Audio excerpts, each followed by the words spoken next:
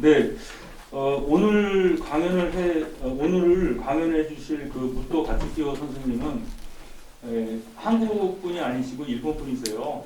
그래서 그 오랫동안 그 한일 문화 심리에 대해서 이제 그 비교 문화 쪽을 연구하셨고요. 스쿠바대에서 속박사 과정을 맡으신 분이거든요. 그래서 이 한국과 일본에 대해서 관심이 굉장히 이제 많이 가지시고, 한국에는 없는 것, 그 일본에만 있는 것, 또 일본에는 없지만 한국에 있는 것, 이제 그런 것들을 이제 널리 하셨고, 한국에 상주하는 일본인들에게 한국 문화의 우수성을 널리 알리시고, 또 심지어는 가장 보수적인 그 일본의 유신에 가셔서도 이제 한국을 칭찬 많이 하고, 또 혐한을 하는 사람들에게 이제 한국의 우수한 점을 설득하고 그러는 분이세요.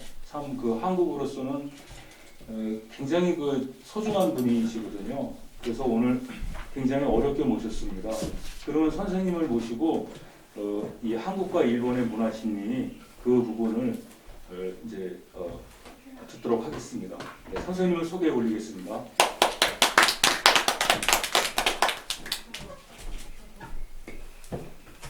네, 안녕하십니까. 인사드리겠습니다. 반갑습니다. 반갑습니다. 아이고 많이 모이셨네요. 네, 제가 방금 소개받은 무토 가츠키오라고 합니다. 한국에 산 지는 30년 됐고요. 집사람이 한국 사람입니다. 그리고 애들도 아들, 딸이 있는데 둘 다 한국에 귀화를 시켜가지고 저 혼자, 집에서는 저 혼자 일본 놈. 예. 저 뭐 하여튼 한국 분들이 정말 저한테는 다 스승이십니다. 정말 스승이 아니신 분이 없어요. 왜 그러냐면은 한국의 문화 때문에 그렇습니다. 한국의 문화를 안 가진 한국 사람은 없어요.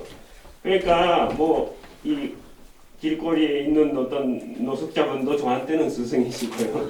예, 하여튼 그렇습니다. 왜 그러냐면은 한국은 정말 사상의 나라입니다. 그 국조 당군 할아버지 때부터가 그 홍익인간, 홍익사상, 견찬사상, 관명사상 해가지고 쭉 사상이 내려오지 않았습니까? 그게 왜 그러냐? 일본은요 기본적으로 사상이 없는 나라라고 생각하시면 돼요. 근데 한문으로서 배우는 것은 일본 사람들 많이 해요. 연구는 많이 합니다. 그러나 생활에서 직접 이렇게 생활화돼가는 그러한 사상은 없는 거다. 뭐 이렇게 볼 수가 있어요. 예를 들어 기독교의 신학이라든가 불교의 교학, 뭐 그런 것은 일본 사람도 연구를 많이 하고 굉장히 그런 업적 같은 거는 있어요. 그러나 예를 들어 기독교, 일본에는 지금도 기독교 인구의 0.5%밖에 안 됩니다. 예. 그리고 불교도 죽을 때만, 그러니까 잔내 불교라고 하는데요. 죽기 전에, 그러니까 죽을 때 저 세상 가기 위해서 연부를 외우고 하여튼 좋은데 보내달라 이렇게 해서 스님이 집에 와가지고 그 시체 앞에서 연불 외우는 그것이에요. 그것이 일본 불교고요. 그러니까 연불불교라고 하고. 예. 근데 유일하게 신도는 일본에 생활화돼 있어요. 신도라는 것은 한마디로 모든 만물은 다 신이다 이렇게 생각하는 것이고, 된장신, 간장신, 뭐 술신도 있고, 식칼의 신, 요리신, 그리고 뭐 그 단팥반신도 있어요. 일본에는 정말 수많은 그러한 신들을 모시는, 어떻게 보면은 뭐 잡신 모시는 그러한 나라다 이렇게 말씀드릴 수밖에 없는데요. 예를 들어 여러분들이 한국 문화의 중심이 뭔지 아십니까? 한국 분들이 한국의 언어라든가 그 문화의 가장 중심에 있는 게 뭐냐면은 하늘이라는 말입니다. 이 한국이라는 말도요, 사실 고종 황제께서 이렇게 대한제국을 세울 때 한이라는 말을 물론 사만에서 뽑았다고 생각하실 수도 있지만, 사실은 뭐 요즘도 뭐 한당곡이라든가 그런 거 있지만 그런 것이 사실 옛날에 한 왕조가 있었다. 한.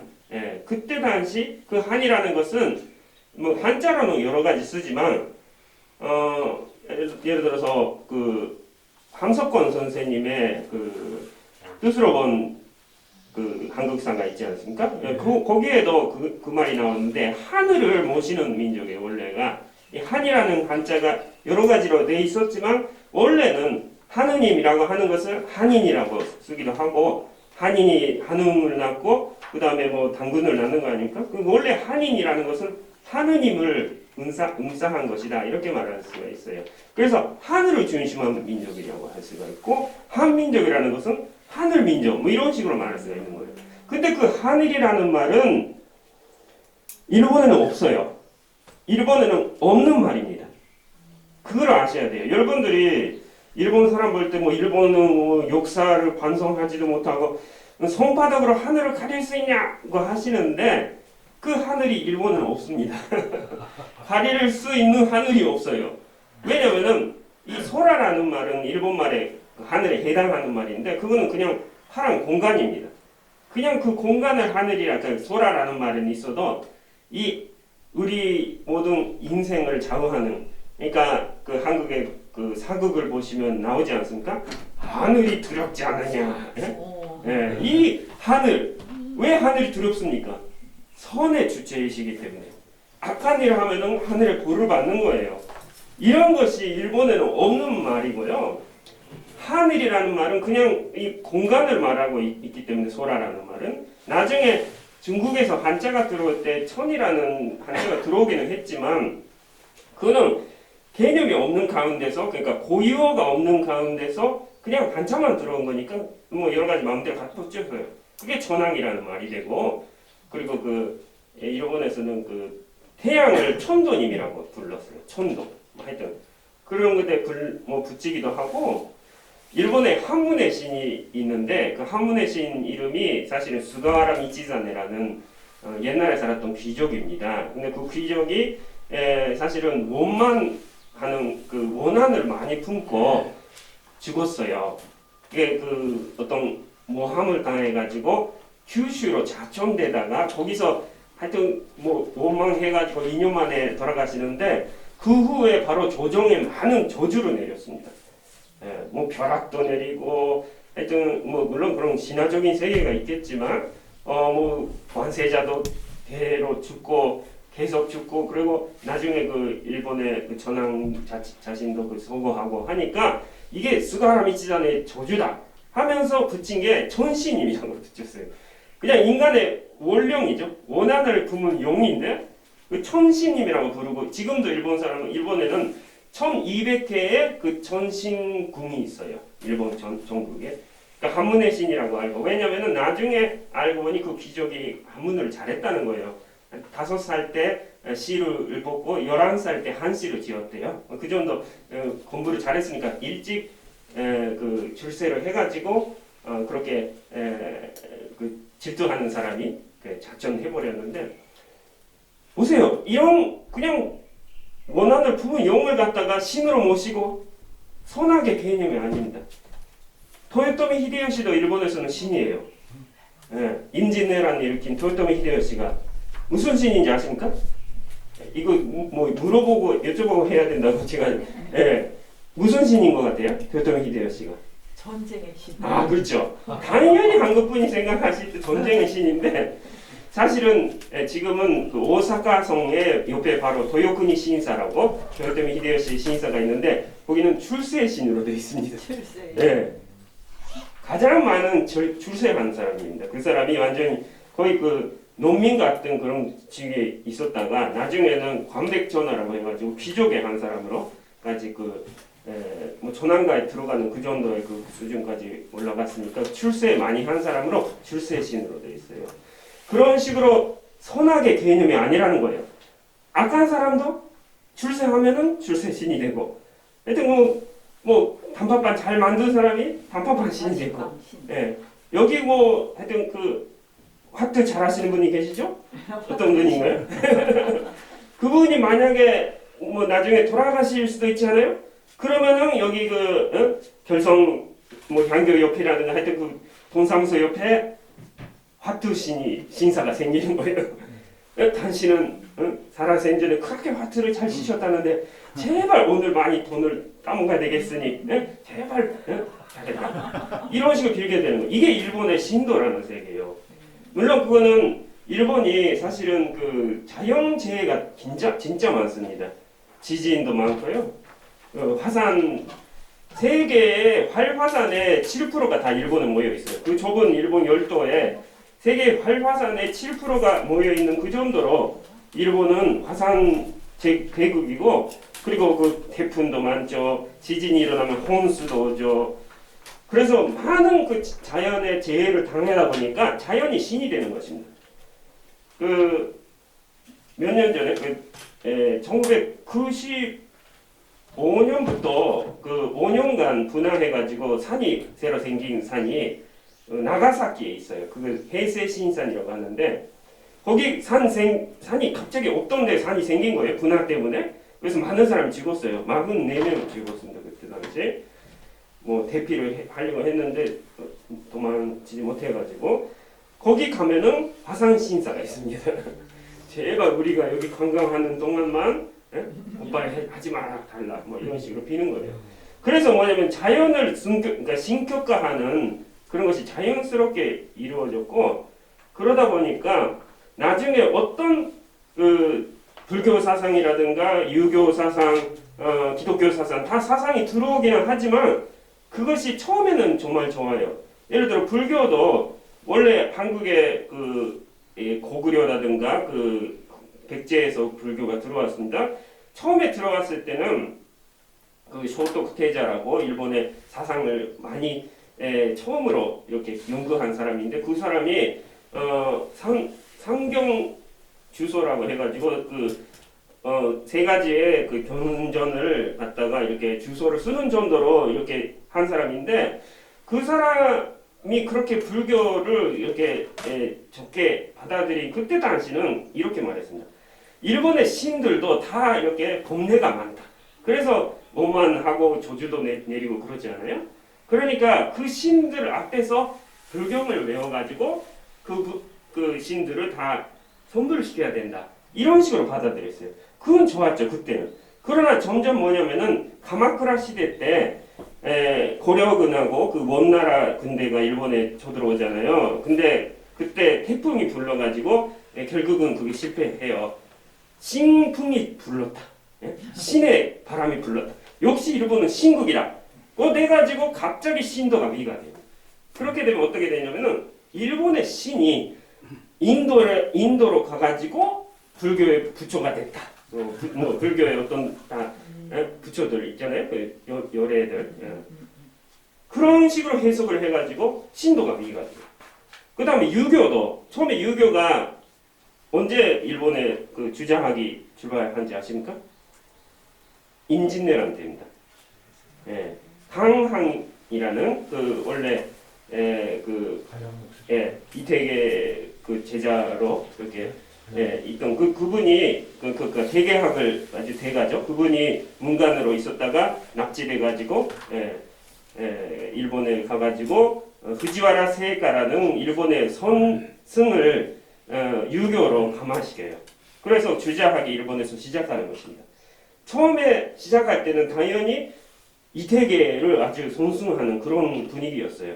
그러다가 어떻게 되냐면은 후지와라 세가의 다음 제자가 하야시 라잔인데, 하야시 라잔이 에도 앞으로 들어가가지고 그 무사들의 한문을 처음으로 유교 주장학을 중심으로 해서 시작합니다. 시강이라고 해가지고 그 장군을 가르치는 선생님이 돼요.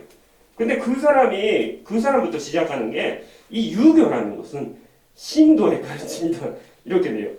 신도라는 것은 그 일본의 신도는 삶의 세계를 중심으로 복을 빌잖아요. 예를 들어 뭐 단팥빵 신이다, 뭐 단팥빵 많이 장사 잘해가지고 돈 벌게 해달라.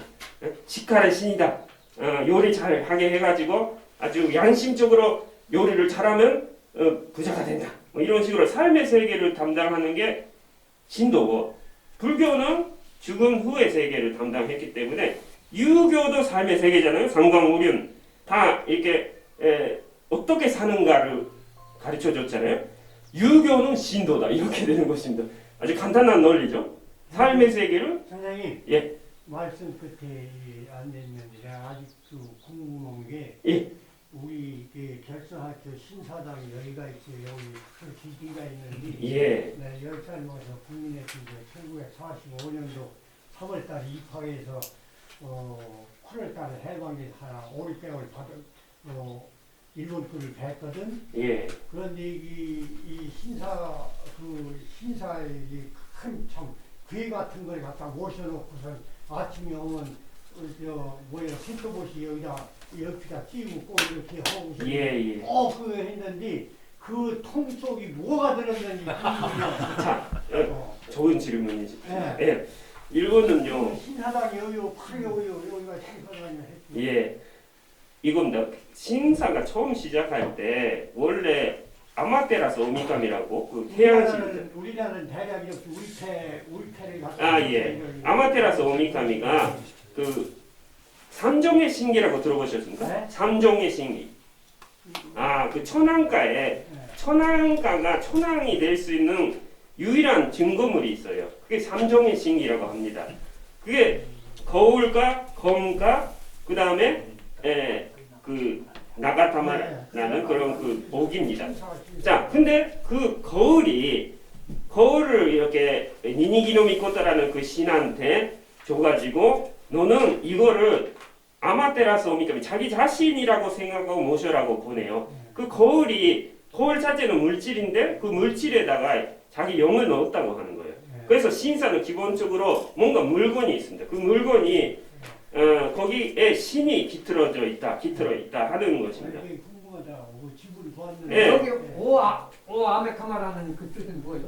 아마테라스 오미카미. 아마테라스 오미카미는 하늘을 비추는 그 태양이다 이런 뜻입니다. 그래서 그 아마테라스 오미카미가 태양신입니다. 여자신이고요. 여자입니다. 그래서 여자신을 모시는 태양신을 모시는 신도인데요. 그래서 기본적으로 신사에는 거울이 있습니다. 거울 속에 영이 들어가 있다는 거예요.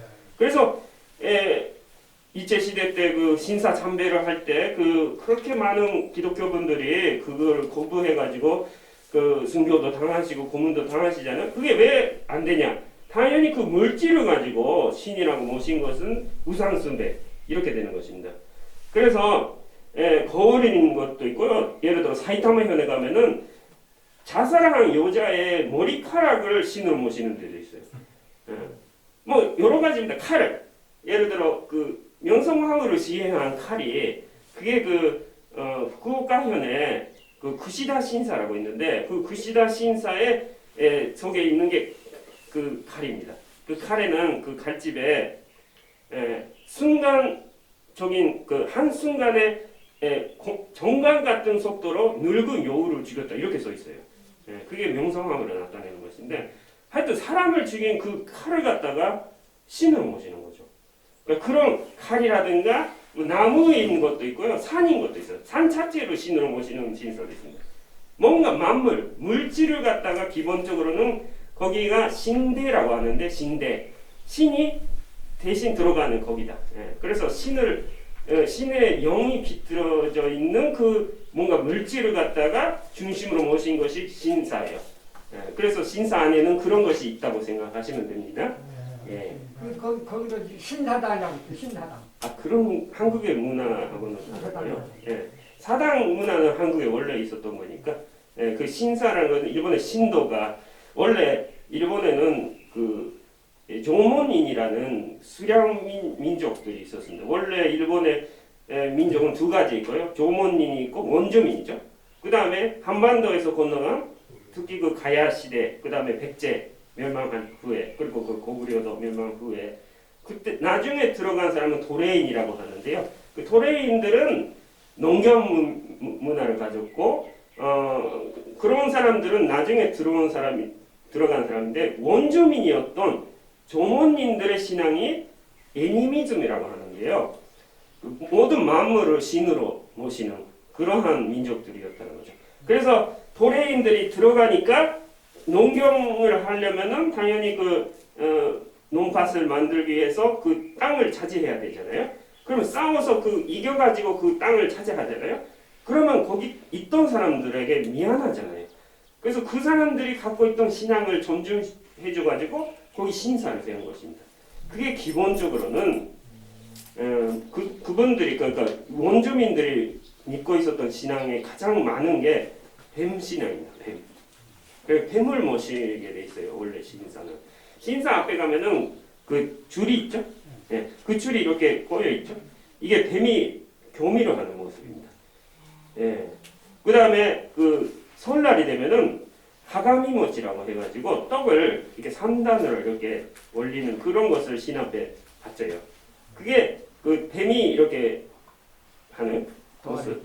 예, 도아리는 모습. 그 다음에 그 가감이라는 말도요.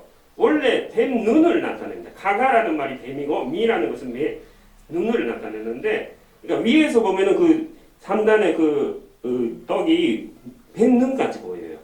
예. 그래서 뱀 신앙이 사실은 일본의 신앙, 그 신도 신앙의 출발입니다. 물론 나중에는 뱀이 좀 무섭고 징그럽잖아요. 그러니까 그거는 대놓고 뭐 뱀을 모신다고 말하지 않는데 그런 금줄이라든가 줄이라든가 그런 떡이라든가 그런 모습으로 남아 있는 것입니다. 예.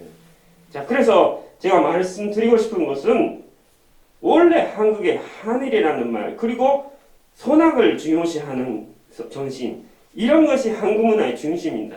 한국 분들은요 자기가 이 하늘의 혈통이라든가 그리고 자기 자신의 부모의 사랑이라든가 모든 가치를 근본에 찾습니다.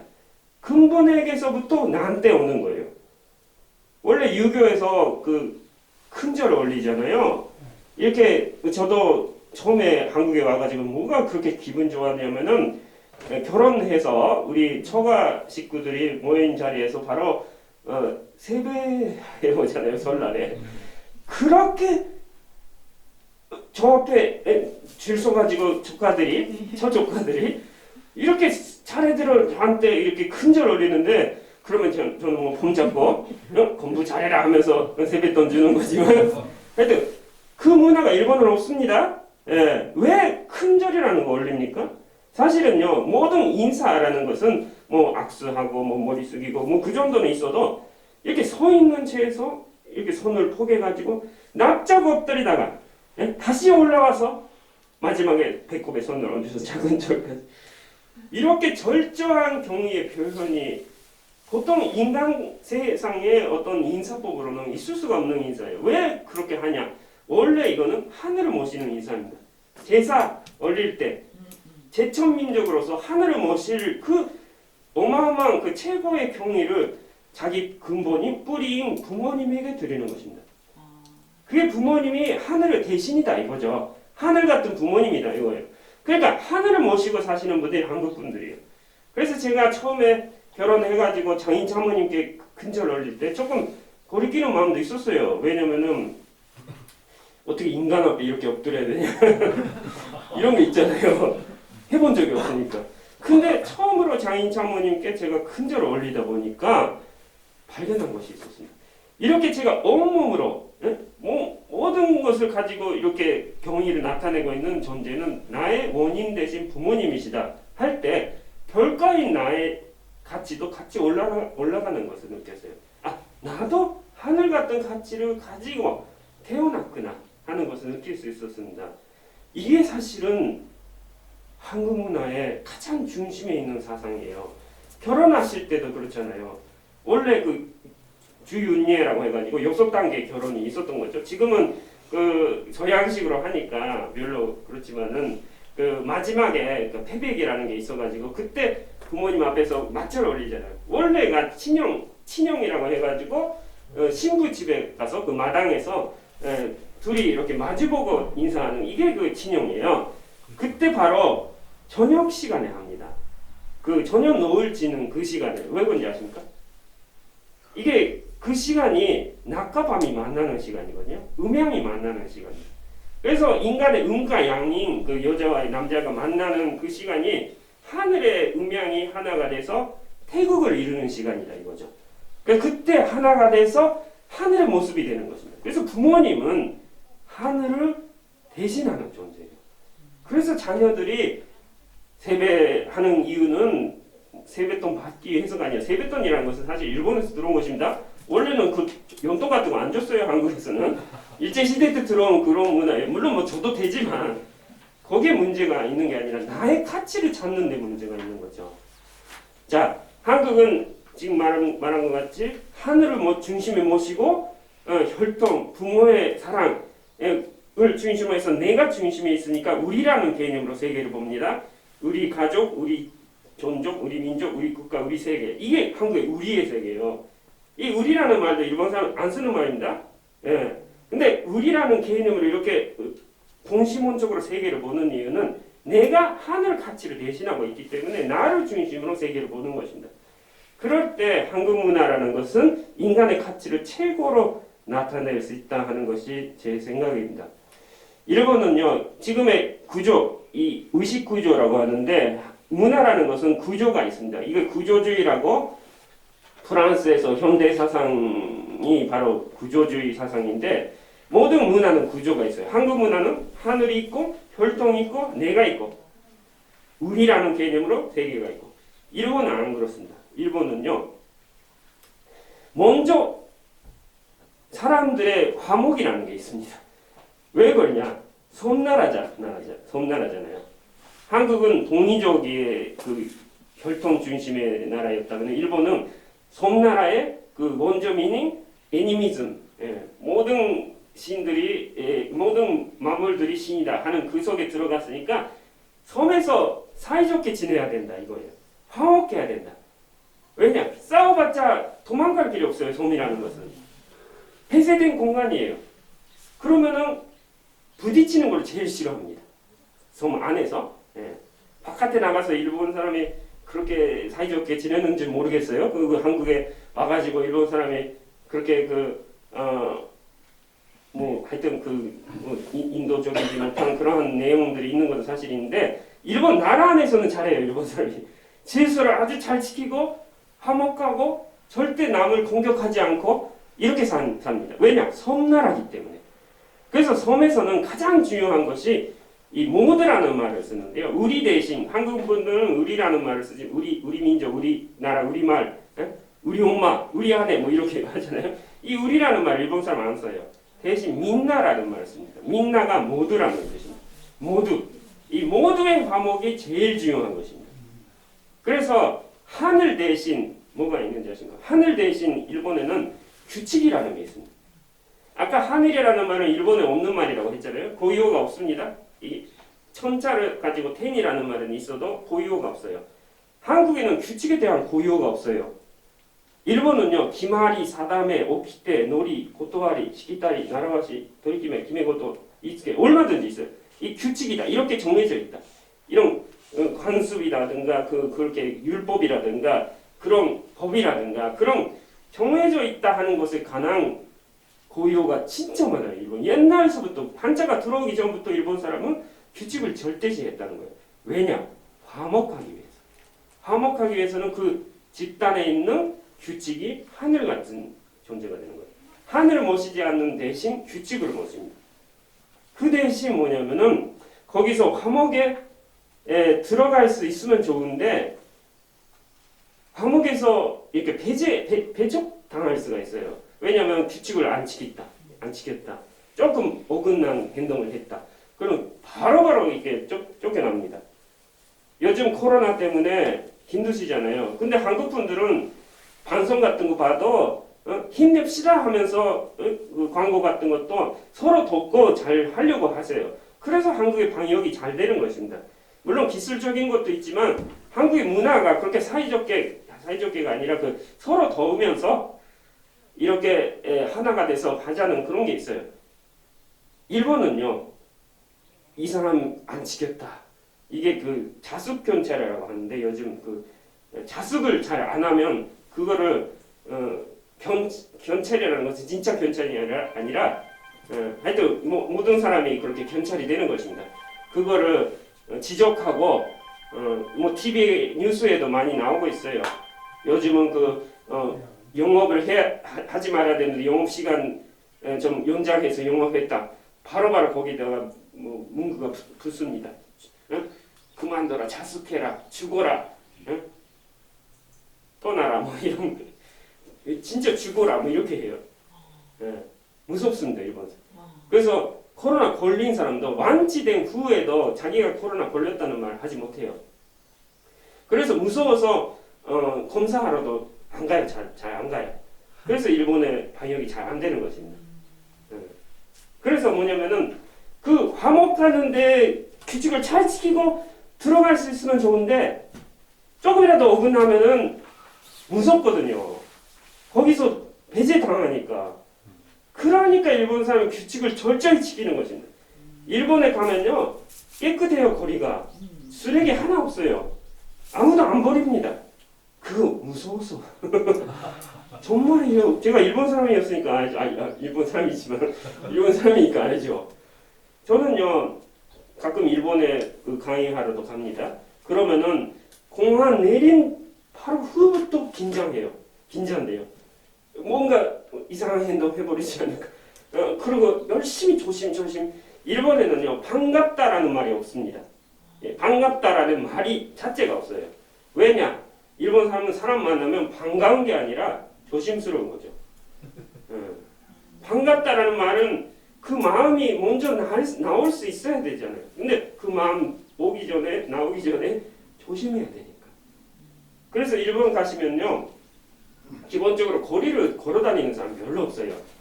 한국 분들이 일본 가시면은 왜 이렇게 사람이 없어? 일본에 왔는데 일본 사람 못 봐. 관광지 같은 데 가면은 다 한국 사람이야. 그리고 뭐 일본 사람 보려고 집을 보시잖아요. 다 커튼 쳐져 있어요. 흰색의 창문에 다 커튼 쳐져 있어요. 한국은 안 그렇잖아요. 저도 앞에 있는 아파트 창문 다 보여요. 그럼 뭐 저녁 식사 뭐 하는지 제가 알아맞힐 수 있어요. 이 정도로 보여요. 일본은요 철저히 커튼으로 닫습니다. 왜 그런지 아십니까? 한국 분은 일본 여행하시면 도대체 대낮부터 커튼 닫아놓고 무슨 짓을 하고 있길래 이런 말씀하시는데 무슨 짓을 하고 있는 게 아니고요 차단하는 것입니다. 왜냐하면은 무서우니까. 밖에서는 열심히 조심 살다가 집에 들어가면 해방이잖아요. 자기만의 시간을 자유롭게 가지고 이제 자유다 이런 거죠. 그래서 커튼 닫아갖고 그 안에서 자유로운 것입니다. 자유롭게 하는 것입니다.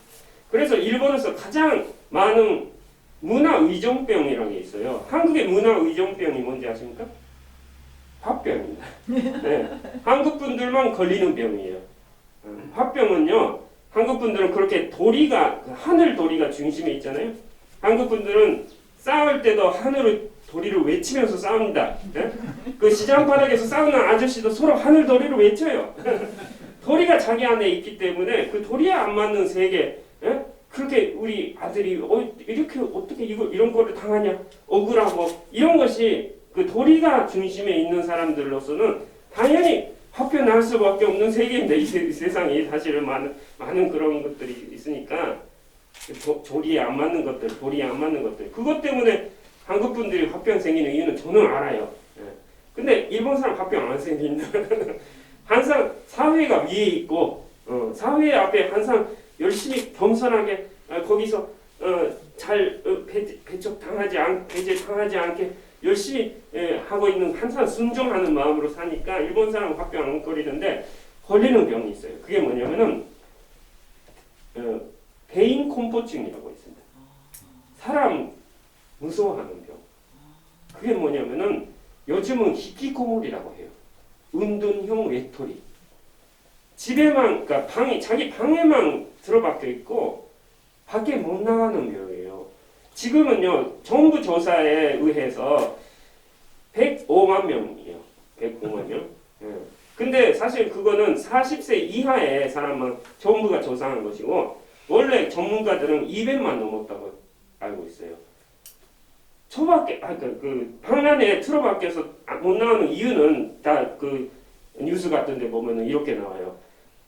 사회에서 부정당할 때, 예를 들어서 취업 활동을 하다가 계속 면접에 떨어졌다든가, 하여튼 그 직장 상사가 그 인격 부정해가지고 당신은 뭐 살 가치도 없다 뭐 이런 식으로 그 한마디 한 것 때문에 자기는 사회에 자리가 없어지는 것입니다.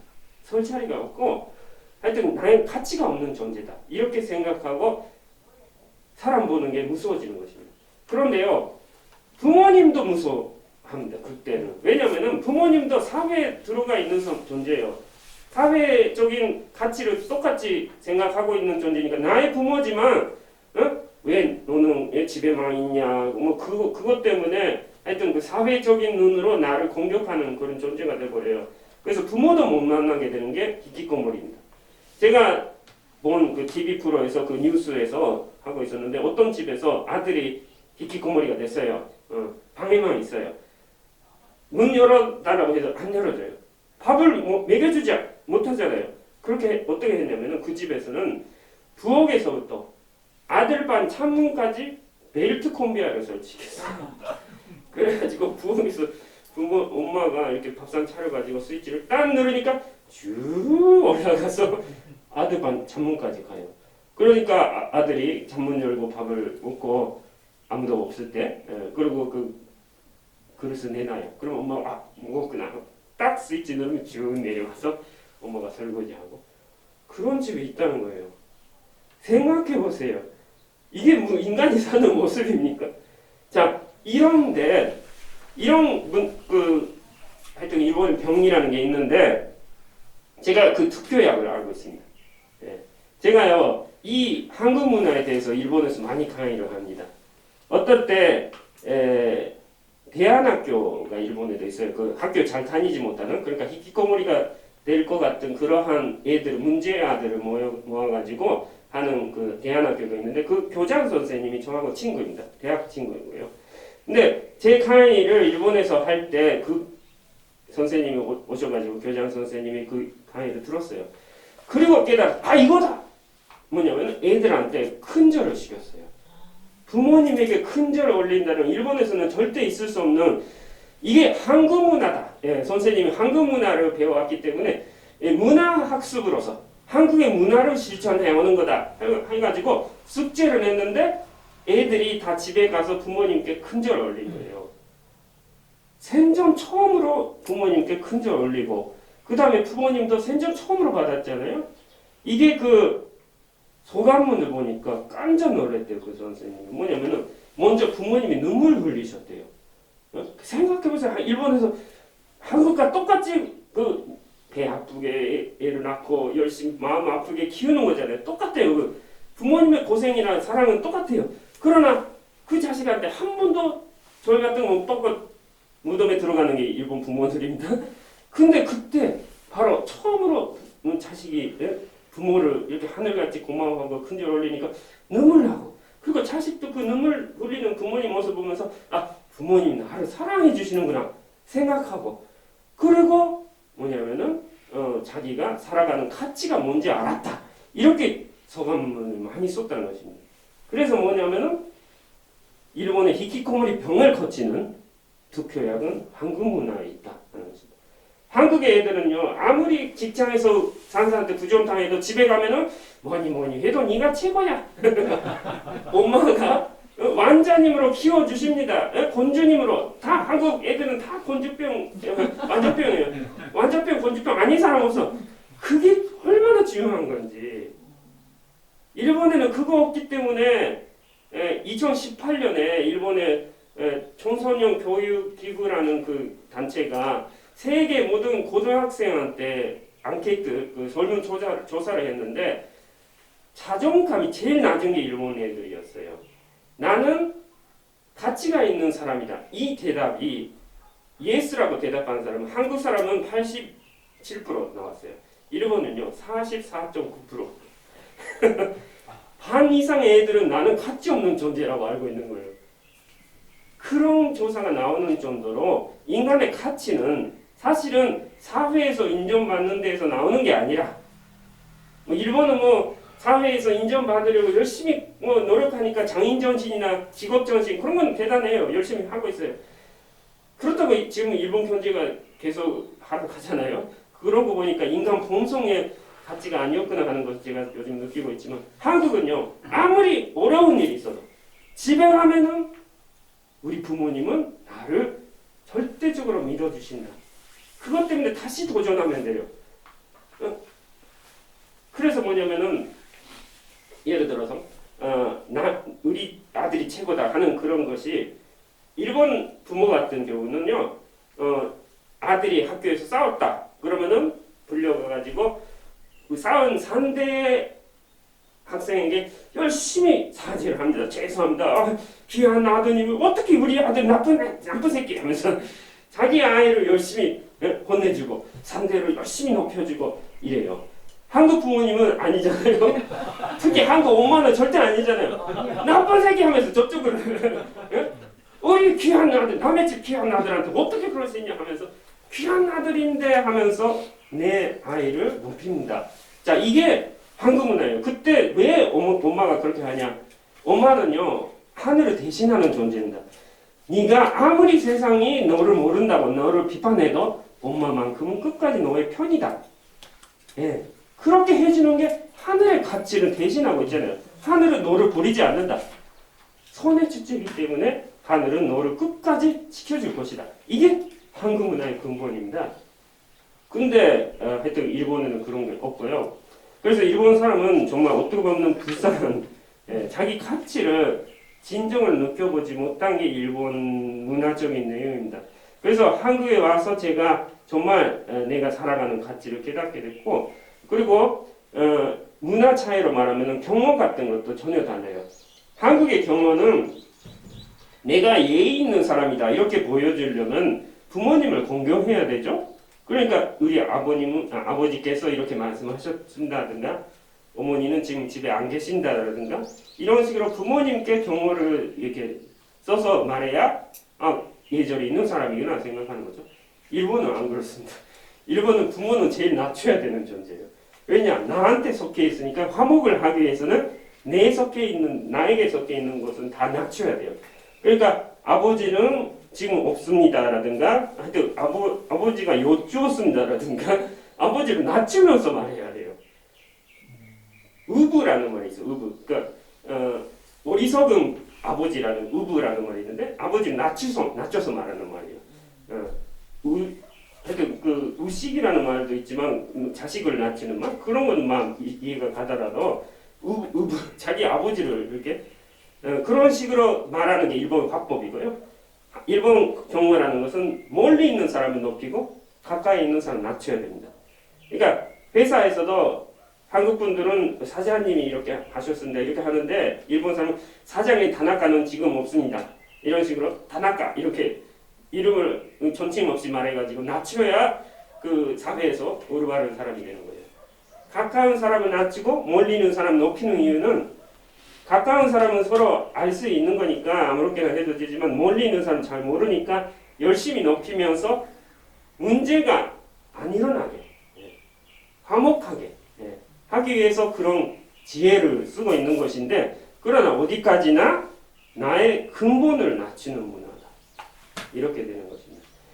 한국에 대해서 어떤 사회 일본 사람들은 한국은 자기 중심한 민족이다, 집단 이기주의다, 우리이즘이다 이렇게 비판하는 사람이 있어요.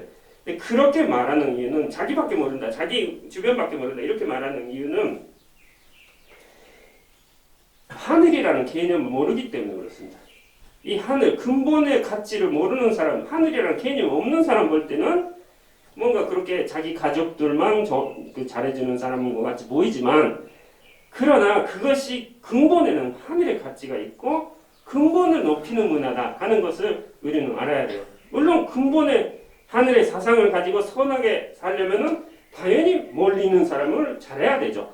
그러나 어디까지나 자기 근본을 가치를 알아야 그렇게 선하게 살 수 있는 거니까 일본 사람 같이 하늘의 개념이 없고 선이 뭔지 모르고 이렇게 사는 것보다 한국 분들이 그 우리라는 개념이 훨씬 더 인간답게 인간의 가치를 높이는 문화다 이렇게 할 수 있습니다. 문화라는 것은 인간의 가치를 찾는 도구입니다. 인간만 문화가 있죠. 동물에는 문화가 없어요. 왜 동물의 문화가 없냐? 동물은 살아가는 의미를 고민하지 않아요. 왜 동물이 고민하지 않는 거 아느냐? 동물에는 자살이라는 게 없잖아요. 인간은 자살합니다. 왜 자살하냐? 내가 왜 살아야 하는지 가치를 잃어버리게 될 때 내일까지 살지 못하는 게 인간입니다. 삶의 가치를 잃어버릴 때. 그래서 문화라는 게 필요한 것입니다. 삶의 가치를 찾는 정도가 나라마다 달라요. 한국분이 한국 문화를 이렇게 지키시고 높여야 되는 이유는 한국 분들이 유구한 역사를 가지고 찾아 나오신 삶의 가치가 얼마나 높다 하는 것을 제가 알기 때문입니다. 그래서 그거를 한국 분들이 지키셔야 되고요. 이 문화의 차이라는 게 어마어마합니다. 예. 옛날에 그 일제시대 때 한국 분들이 많이 고생하는 이유도 그렇습니다. 일본이 문화 차이 때문에 사실은 많은 나쁜 일을 저질러 놓고도 사죄할 줄 모르고 반성할 줄 모르는 것입니다. 예를 들어, 자, 한국 분들 혈통을 중요시합니다. 가장 욕하는 말이라든가 칭찬하는 말, 뭐 이런 것도 문화마다 다른데요. 한국에서 제일 나쁘고 욕이 되는 동물이 있죠? 개죠? 개 땡땡 하면은 안 되죠? 이런 그 성스러운 그 동원에서 제가 말씀 안 드리겠습니다만 개 XX 이게 일본에서는 아무 문제 없습니다. 일본 말로는 말할 수가 있어요. 이누노코 이누노코 이거 몇 번 말해도 아무 느낌이 없어요. 욕이 안 됩니다. 일본에서는. 왜 그런지 아십니까? 자, 한국에는 혈통의식이라는 개념이 있어요. 이 한국 문화입니다. 인간의 가치를 찾을 때 혈통의식이라는 잣대가 있는 거죠. 이 개의 아들, 딸이라는 것은 혈통이 뭔지 모른다는 거예요. 개라는 것은 둘에서 뭐 그냥 아무렇게나 만나고 그 새끼치고 그러는 거잖아요. 뿌리를 모르는 존재. 이게 개 땡땡인 것입니다. 그래서 한국 분들은 그런 욕은 절대 용납하지 못하고 당연히 반성용으로는 뭐 삐 하면서 소리가 나는 것입니다. 일본에서는 욕이 안 되는 이유는 혈통의식이 없기 때문에. 일본에서는요 가장 나쁜 욕이 돼지입니다. 돼지. 왜 그러냐? 화목을 제일 중요하지 않은 섬나라잖아요. 돼지라는 것은 자기 욕망을 드러내는 이미지예요. 주변을 잘 못 보고 욕망을 드러내니까 돼지라는 것은 제일 나쁜 욕이 되는 것입니다. 그래서 일본에서는 돼지띠가 없습니다. 2019년 돼지띠였는데 황금 돼지띠였죠. 한국에서는 아주 대박의 해였잖아요. 새끼 아들 딸 낳으려고 열심히 하는 이유는 돼지띠 태어난 아이들은 대박이거든요. 인생. 그 돼지띠가 돼지는 그 새끼를 많이 낳고 아주 그 재물 그 건강 하여튼 행복 복이 많은 게 돼지죠. 일본에는 돼지의 이미지 워낙 나빠가지고 돼지띠를 없애버렸어요. 무슨 띠로 바꾼지 아십니까? 돼지 꿈꾸면 복권사. 그렇죠. 그 한국에서는 돼지 꿈 꾸면 복권사죠. 일본에서 무슨 꿈을 꾸면 복권사일까요? 어떻게 맞추셨어요? 네, 맞아요. 뱀 꿈을 꾸면 야 대박이다 하면서 복권사러 가는 거예요. 이게 신으로 모시는 존재니까. 자, 돼지가 일본에서는 뭘로 바뀌었냐면은 2019년은 멧돼지띠예요. 멧돼지로 바꿔버렸어요.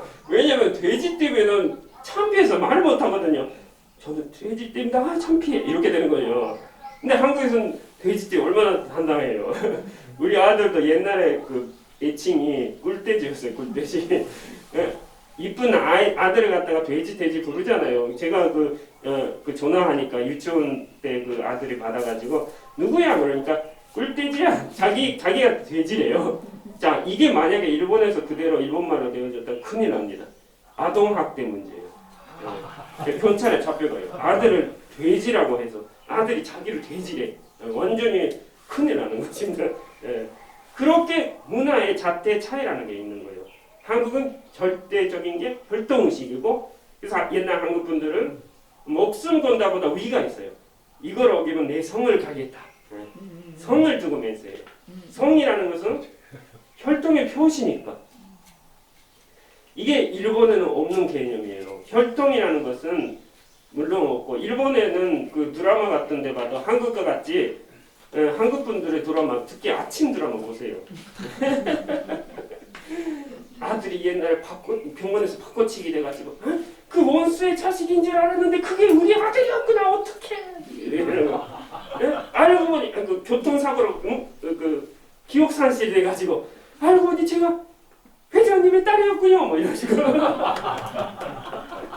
이런 드라마는 일본에 없어요. 어떻게 근데 기억상실이나 그 아들 바꿔치기 이런 건 현실로 있나요? 거의 없는 일이겠죠.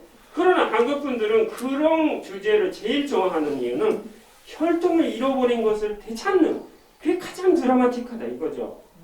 네, 이게 일본에는 없는 문화인데 자 성을 갖다가 맹세한다는 이야기를 했지 않습니까? 성도 일본에서는 성씨가 일본에서는 원래가 일본 성씨는 아십니까? 어떻게 성씨가 생겼는지 아십니까? 자 이거 아시는 분도 계실 겁니다. 자 먼저 성씨의 숫자 봅시다. 한국의 성씨는 몇 개 정도예요? 아실만한데? 예, 300개 정도. 예, 대충 300, 뭐 286개. 그 1960년에 국세청 조사에 가면은 258개였어요. 근데 하여튼 지금은 한 300개 안 되는. 물론 뭐 외국인들 귀화를 하니까 좀 더 늘어나겠지만 한국의 성씨라는 것은 원래가 300개 정도입니다. 일본의 성씨 몇 개인지 아시는 분? 1000개가 넘을 것 같은데. 1000개 넘죠. 넘어요. 더 많아요. 네. 하나까. 하나까? 1570. 네, 맞아요. 그런 식으로. 너 산속에 있으니까 자, 야마다. 말씀드리겠습니다. 아니 성씨 제일 많은 성씨가 아니고요. 몇 개 있는지 일본 성씨가 30만 개입니다. 엄마. 이거 민속학자가 정확히 세운 것이니까 정확합니다. 사실 29만 몇천 개인데요. 거의 30만 개입니다. 왜 그럴까요? 자 일본은요. 자 이거 정말 창피한 그런 나라였구나 생각하실지 모르는데 원래 성씨가 없었습니다. 원래 일본은요. 천안도 성씨 없어요. 성씨 없는 게 원형입니다. 원래 성씨가 없었다가 세계 아주 그 개국을 하고 이렇게 세계로 나가게 될 때 면치유신이라고 하죠. 1868년에 면치유신이 일어나고 이제 근대화 한다고 할 때 모든 나라는 성이 있다는 거죠. 일본만 없었어요.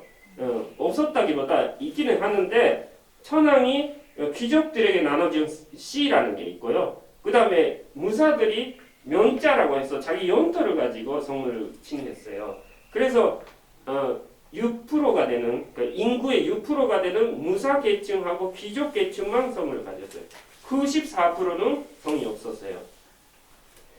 1875년에 평민성씨 필칭 위무령이라는 법을 만들어서 처음으로 성을 만듭니다.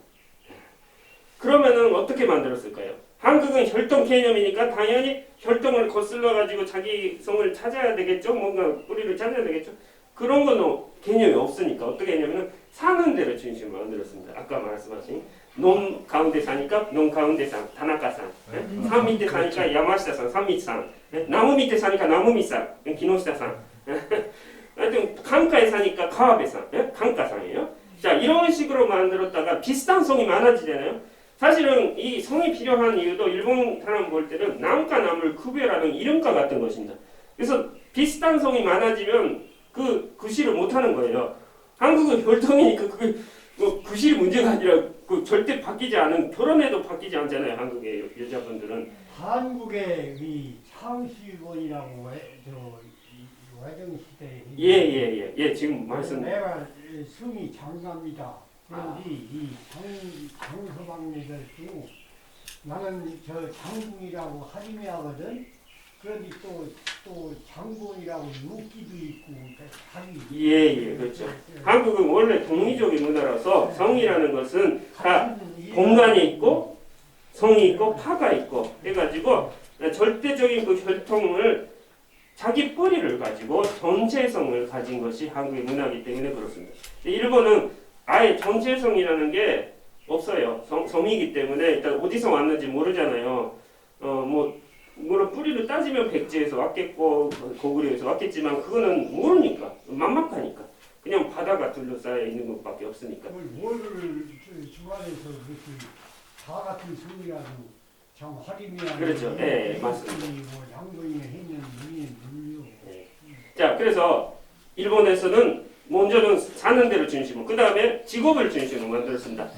오카게상, 핫도리상 오카게상이에요.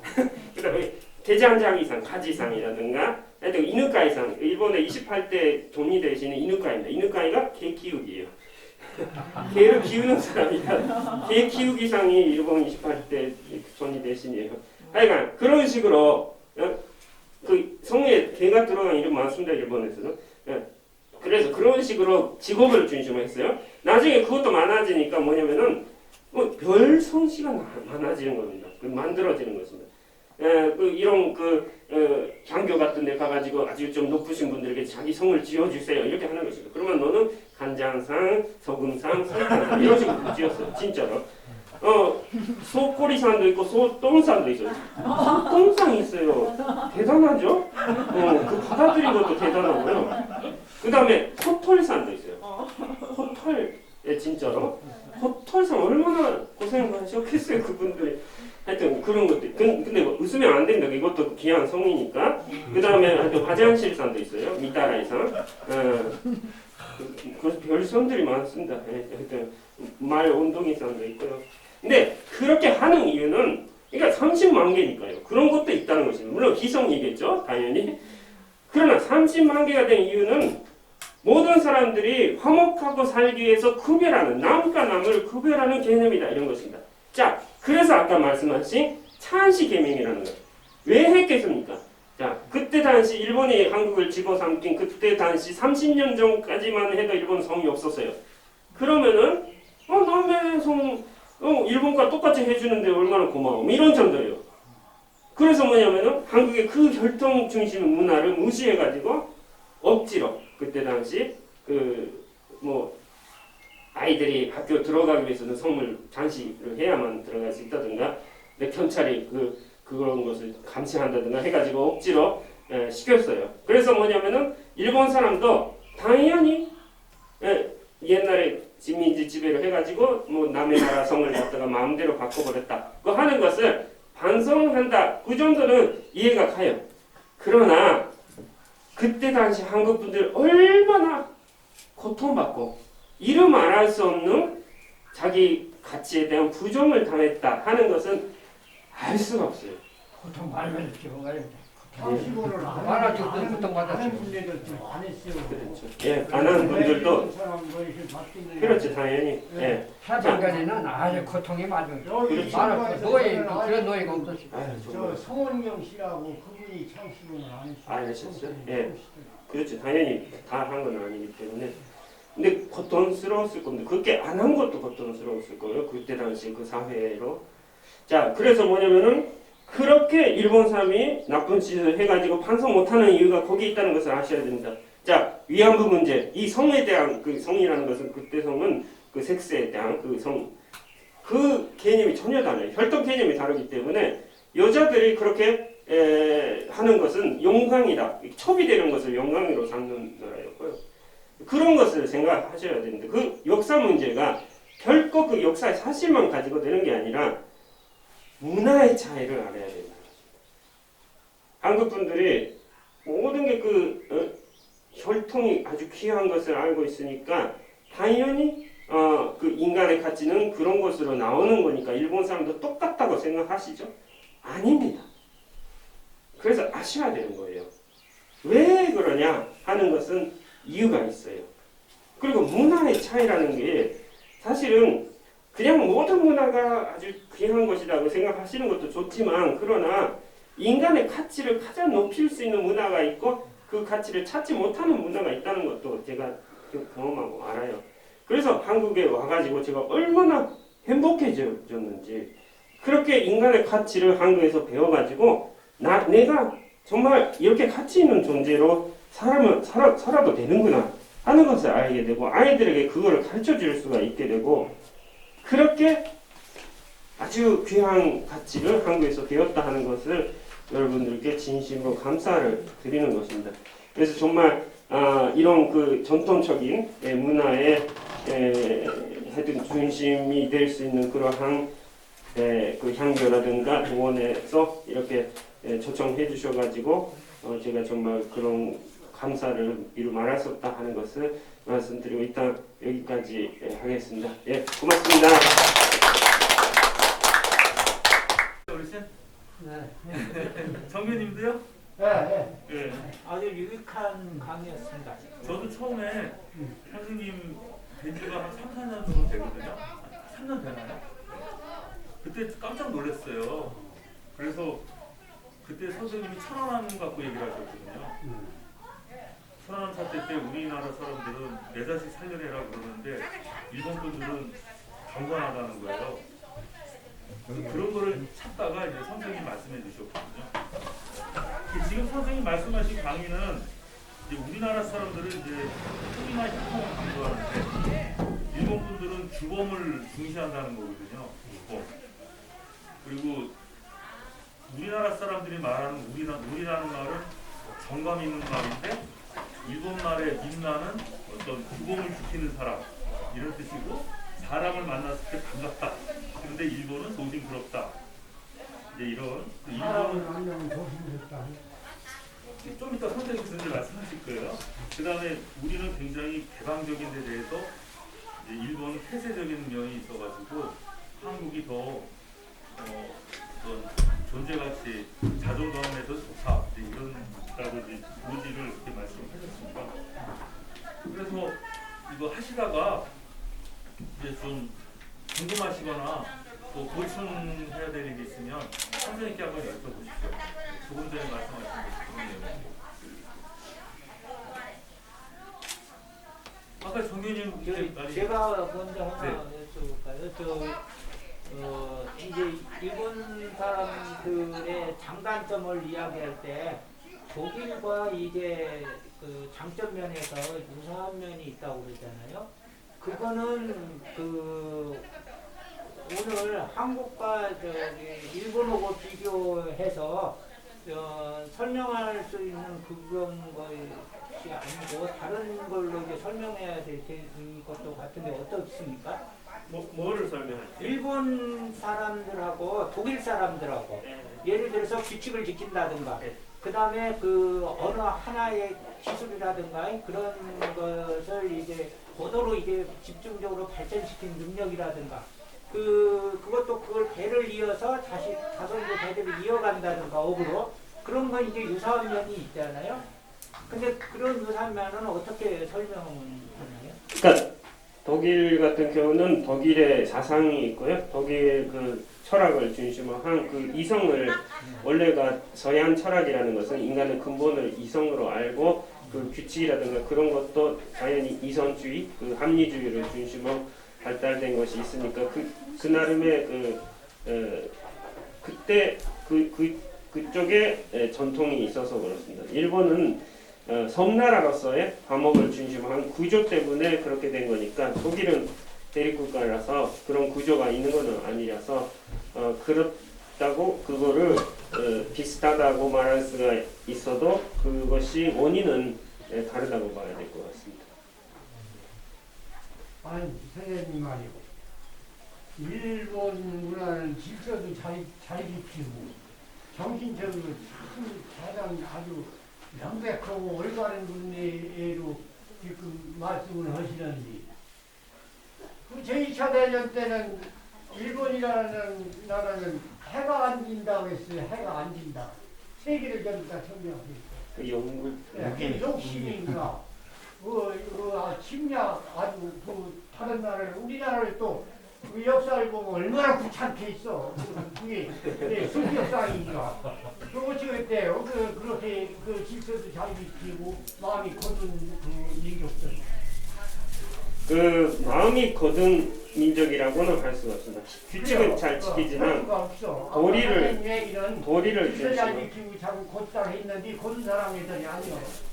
도리를 중심으로 한 것이 한국 문화고 일본 중심은 도리가 아닙니다. 그래서 일본의 그 에도 시대의 무사들의 법률인 무가 제법도라고 있는데요. 거기 보면은 아무리 이라는 것은 도리죠. 도리라고 하더라도 법 위에 설 수는 없고 법은 언제나 이를 이 위에 있다 하는 것을 그 법률로 정해버렸어요. 욕심이 많은 문제지. 세계를 다 점령을 하고 예. 해가 안 진다는 지구상이나 해가 안 진다는 일본이라고 아니 예, 그렇죠. 일본 저기 미국 같은 여기 질문 그렇다면요.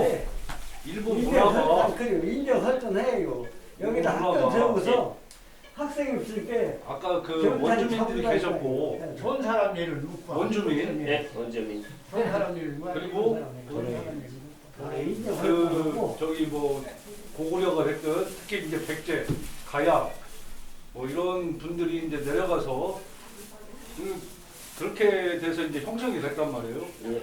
근데 그런 문화가 사실 백제, 가야 뭐 이쪽의 분들 고구려까지 포함하는 문화가 우리 어떻게 보면 우리 민족 계열의 문화인데 이게 어떻게 그 문화가 형성이 된 거죠? 일본 문화가 언제적 확실하게 지금의 일본 문화가 그 지금의 일본이란 나라가 언제 생겼냐 하면은 7세기입니다. 일본이라는 이름이 국호가 생겼고 천황이라는 그 칭호도 생긴 것이 7세기니까 일본 문화가 언제 생겼냐면 6세기입니다. 그때 그 불교 문화가 들어가지고 그 일본 처음으로 사상이라는 것을 배워가지고 쇼토쿠 태자가 일본 문화 이 국가의 원형이 되는 17조의 헌법이라는 것을 만들었어요.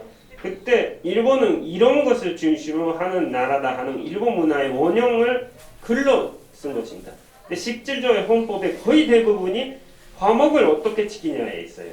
첫 번째가 화목을 귀하게 여겨라. 화목을 하고 서로 대화를 하면은 그 대화의 결론은 이가 된다. 이렇게 했어요. 이라는 것은 도리가 된다는 거죠. 그러니까 도리가 먼저 있고가 아니라 화목을 해서 대화를 하면은 그 대화가 도리가 된다. 이렇게 했어요. 그러니까 그 전부터 예. 일본의 그 토착 세력들 네. 그러니까 원주민들이 네. 그런 문화가 이제 만들어진 상태에서 사실은 지금 선생님이 말씀하시는 거는 체계화가 됐다는 거잖아요. 아닙니다. 그 이 원주민들의 문화는 그냥 애니미즘이라는 신앙이 있었다. 정령사상으로 예, 전념사. 모든 만물을 물신사상이라고 네. 하죠. 예. 예. 근데 그거 문화가 그대로 일본 문화가 된 건 아니고요. 예, 일본 문화가 현선되는 것은 가장 큰 것은 이 섬나라라는 환경이라고 생각해요. 특수성에 예. 왜냐면은 한국 분들이 많이 일본에 오시잖아요. 그렇죠. 제일교포로 오신 분들의 이야기를 들으면 본인은 한 20세나든가 하여튼 옛날에 일본에 와가지고 온 순간부터 어떻게 하면은 일본 사람보다 일본 사람답게 행동할 수 있느냐에만 집중했다고 해요. 왜냐면은 화목을 해야 되니까. 그래서 일본 사람의 성격이라는 것은 그 그러니까 교포분들이 일본에 가가지고 주변 사람들보다 주변 사람답게 살려고 노력했다 하는 그 노력이야말로 일본 문화입니다. 예. 그래서 환경 때문에 한국 분들도 그렇게 변해가는. 그래서 그러니까 백제에서 왔던 간에 원래 그 동의적인 문화였던 간에 그 문화권에 예. 섬나라라는 것은 그만큼 그 지정학이 아주 그럼 중요해요. 오히려 아까 여기 앞에 계신 분이 말씀하신 독일보다 영국 쪽하고 그렇죠. 영국하고 되게 가깝죠. 그 네. 어떤 문화 자체가 네. 비슷하다. 근데 영국은 그래도 기독교가 중심으로 되어 있었기 그렇죠. 때문에 뭐 필리핀이라든가 그런 그 섬나라를 연구해 보면은 아주 비슷비슷하고 그리고 그 제가 참고로 요즘 그 코로나 때문에 줌으로 강의를 하니까 그 유럽에 있는 일본 분들의 모임에 제가 강의를 한 15간자 했습니다. 근데 한국 문화를 계속 강의를 하니까 유럽의 그 영국이로 그렇고 독일도 다 모든 나라의 일본 분들이 들어오는데 이태리 분들이 자기들 문화가 똑같다는 거예요. 한국 문화가. 진짜 놀랐어요. 네. 한국 문화를 설명하면 할수록 우리랑 똑같다는 거예요. 이태리가 반도 국가잖아요. 우리가 그래 제일 중간에 네. 진짜 그래서 그렇구나. 네. 이탈리아 사람들 감정이 그래요. 네. 내가 그 로마에서 운전할 때 네. 그 양보는 안 하려고 했는데 그 거기서 사고 나면은 그 저기 어려울 것 같아가지고 내가 양보했거든요. 걔네들도 양보 안 하더라고. 예. 이태리 문화가 제가 요즘 그거를 발견했습니다. 예. 나한테 일본의 생활력은 강한 걸 우리가 생각하는 게 여기 일본 분들이 와서 여기 참 아니 친구들이 중사님이 참 부자로 살았어. 그래도 그 내의간에 그 똥통을 갖다가 밭에서 뭐 그걸 갖고 뭐 이러고 뭐저 한국 사람이 더돈 노리고 생활력이 굉장히 강한데. 근데 이제 일본 문화의 좀 장점을 아까는 이제 한일 간의 어떤 비교 속에서 우리 문화를 조금 더 이렇게 올려주신 것 같은데, 그렇다면 또 반대로 일본의 또 장점이 있지 않습니까? 일본 문화가 가지고 있는 좀 힘이 있을 수도 있으니까. 단점은요 네. 이런 것입니다. 그 물론 뭐 규칙을 잘 지키고 그리고 그 장인전신이라든가 그리고 그 역할, 자기 책임 이런 것에 명확하게 그것을 중심을 하죠. 근데 책임이라는 것은 책임진다는 뜻이 아니라 이렇게 자기가 탈출하는 행동을 안 하는 그런 것이 잘하고요. 그리고 그 모든 것을 회의를 해서 정합니다. 일본 회사 다니시면요 하루 종일 회의를 하고 있어요. 회의만 왜냐하면은 한국 같으면 지도자가 책임자가 내가 이렇게 하겠다고 하면은 따라와라 하면은 다 이렇게 따라가는 건데, 일본은요 그렇게 하면 안 되게 돼 있어요. 누군가 한 사람이라는 것은 그냥 화목을 깨는 존재가 돼 버리니까 모든 사람이 납득할 때까지 계속 대화를 하고, 그리고 어떤 때부터 공기라는 게 나타납니다. 공기, 이게 분위기죠. 이걸 일본 말로 공기라고, 이게 일본 문화의 특징인데 공기라는 게 현선됩니다. 그럼 알아요. 누구나 다 알아요. 이제 공기가 현선됐구나. 그러면은 그대로 나가는 것입니다. 그러니까 책임자가 없어요. 일본은 전쟁 시대 때도 심지어 그 A국 정봉으로 이렇게 많은 전범들이 이렇게 잡혀갔지만 그 사람들이 뭐 잘못됐다고 생각하고 있느냐? 아닙니다. 그 분위기가 그렇다고 말해요. 그 사람들에게 질문해 보세요. 그때 당시 공기가 그랬다. 내가 그런 게 아니다. 공기 때문에 그렇게 했다고 해요. 그러니까 꼭 일본이 나쁘다, 한국이 뭐 좋다. 한국이 이렇게 사실은 그 예를 한번 들은 적이 있거든요. 일본이 재건축을 한번 결정하는데 몇 년이 걸린다는 거예요. 그렇죠. 그게 이제 지금 선생님께서 말씀하시는 회의를. 근데 우리는 그냥 결정해 버리잖아요. 이게 잘못됐든 잘 됐든 막 밀어붙여서 하는데, 그러니까 좀 그런 것들이 좀 조화가 됐으면 좋겠다. 그거는 저는요. 제가 한마디만 하겠습니다. 그 진짜 그 어려운이 아니라 위험한 발상이라고 생각해요. 왜 그러냐면은 한국은요, 한국 문화 속에서 그 경제를 지향해 갈 수가 있는 거예요. 예를 들어 규칙 잘 지킨다. 일본은요 남이니까 규칙 잘 지키는 것입니다. 일본 사람의 문화의 기본은요 인간은 남이다 하는 것입니다. 인간은 남이다. 남이니까 남을 존중해야 되니까 그 규칙을 잘 지키는 거예요. 한국은 인간 이꼴 가족입니다. 인간은 가족이다. 누구나 다 가족 속에서 살고 있고 누구의 아버지고 누구의 동생이고 누구의 형님이고 하는 그 가족의 잣대 속에 살고 있으니까, 그래서 인간의 질서를 잘 지키려면 예절을 지키는 거죠. 그러니까 예절을 지키고 그 규칙을 높이면 되는 거예요. 예의를 높이는 거예요. 동방예의지국이라는 것은 원래가 일본보다 훨씬 더 그 사회적인 예의를 잘 지킨 거예요.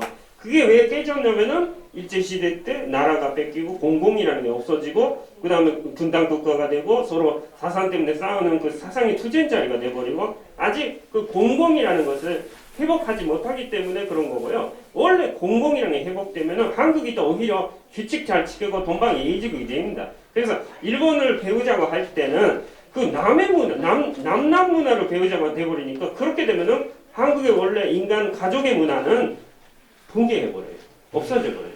우리 고유 사람들을 찾아가자. 그 고유의 문화 속에서 일본만큼 잘하면 되는 거예요. 그렇죠. 그래서 예를 들어 뭐 그 월드컵 때 응원 때는 정말 나라가 한 가족과 같이 됐어요. 빨간 티셔츠 다 입고 대한민국 하면서 그때 얼마나 질서 잘 지켰어요. 그렇죠. 일본은요 반대로 그때 질서가 완전히 망가져가지고 거리응원 자체를 금지시켰다니까요. 그 오사카 도톤보리 강에 의족 90명 빨가벗고 뛰어내렸어요. 아주 엉망이었어요. 근데 한국은 평소보다 훨씬 질서를 잘 지켜가지고 거리에 나와서 30분 동안 쓰레기 주웠다든가 일본에서도 보지 못하는 평소보다 훨씬 깨끗한 좀 외람된 말씀이지만 평소에 안 지키는 질서예요. 왜 그렇게 지키실 수 있었냐? 가족이 됐기 때문에. 그때는 정치적인 것도 상관없고 아주 좌파 우파 가릴 것 없고 하나가 됐잖아요. 그것을 한국은 본 모습으로 갖고 있다 하는 것을 아시고요. 그거를 남북 통일을 해가지고 다시 옹산뽑기가 되면은 다시 그것이 한국의 문화의 중심이 되고 그때는 정말 일본보다 훨씬 더 질서를 잘 지키는 나라가 될 것 일본 같다고 사람은 생각합니다. 선생님 아까 말씀하시는 이 큰절 예절을 아주 한국이 아주 좋은 예절이라고 하셨는데 일본 사람은 또 우리 사람하고 당면 사람하고 뭘 흡수시는 거예요? 앞으로 의아래가 없습니다. 앞으로나 포함하라. 네, 그 정말 일본에 가시면요, 그냥 겉으로 좋은 것만 보지 마시고요. 예를 들어 뭐 전철 안에서 그 좀 어르신이 잘못한 행동을 조금씩 하면은 어린 놈이 그 어르신을 야단치는 그 모습을 보세요. 제가 그런 걸 다 보고 있으니까 인간이 아니에요. 그 한국 분이 보실 때, 한국 분이 보실 때는 정말 그런 모습은. 그러니까 그런 모습을 보시고 그러니까 제 어머니도 지금 연세 많으신 듯 살아계시고 고향에 계세요. 집에 가면은 어머니가 그 병원에 계시면 그 간호사분들이 우리 어머니 반말 그냥 젊은 아가씨가 할머니 밥 먹었어? 이렇게 해요. 할머니 배고파? 이렇게 해요.